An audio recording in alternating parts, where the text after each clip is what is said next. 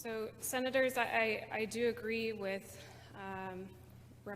Senator to my right that there are issues with the legality of this bill, but I'm also concerned about process. I'm also concerned about budget and accountability. One, regarding process,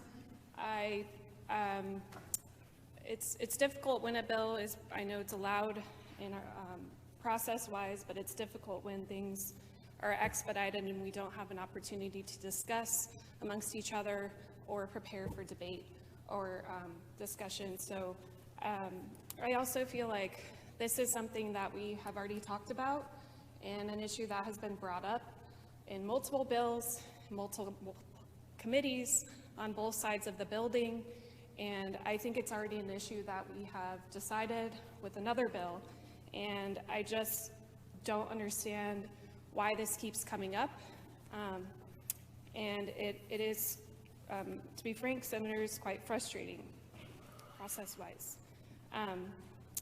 Regarding the fiscal conservatism of this bill, that I'm a product of Idaho's public schools. I went to Middleton from kindergarten through graduation.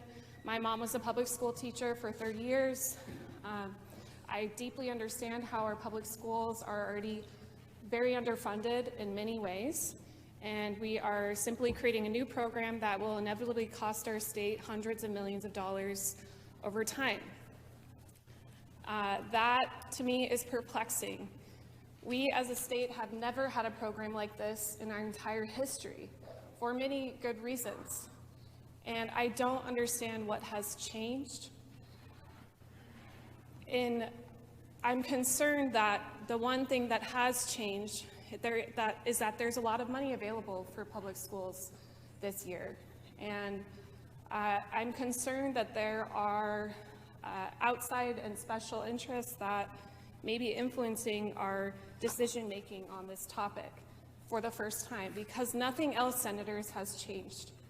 Our public schools are still operating, they're still educating students, and they're doing as best they can with the limited resources that we are already providing them.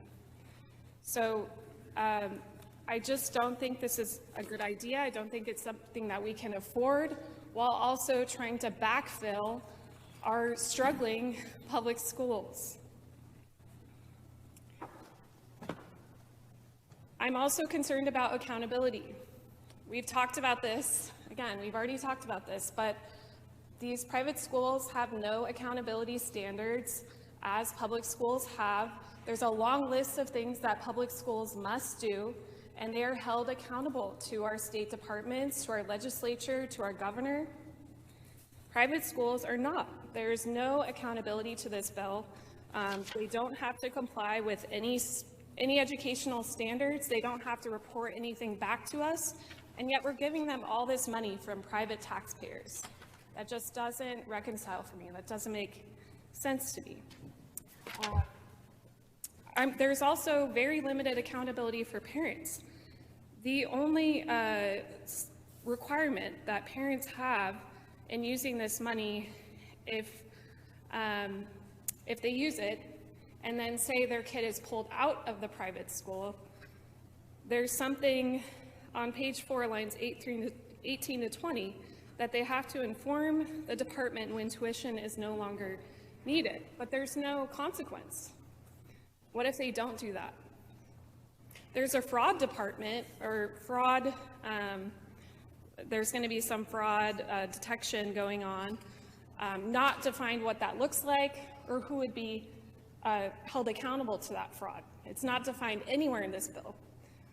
So we are essentially throwing money at people without holding them accountable to following through with what they say they're going to use the money for.